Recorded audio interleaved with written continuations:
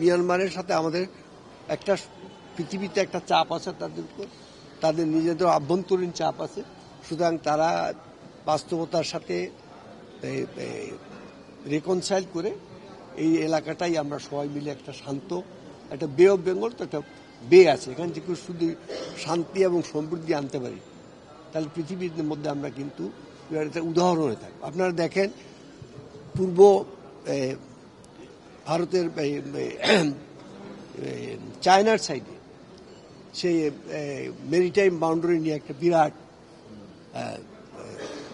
উত্তেজনা বিরাজ করছে, অথচ আমাদের মাননীয় তাইওয়ান অথচ আমাদের মাননীয় প্রধানমন্ত্রীর নেতৃত্বে আমরা দুটো দেশের সাথে শান্তিপূর্ণভাবে আমাদের ফয়সলা করেছি।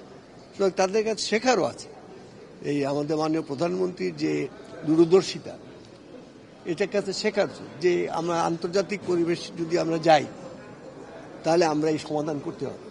আর যদি আমাদের যুদ্ধ বিগ্রহ করাই লক্ষ্য হয়ে থাকে তাহলে তো অন্য কথা, সেটা তো। আর আপনারাও এই জন্য আমি আজকে এই সুযোগে আপনাদেরকে বলবো যে আপনারা সোচ্চার হন।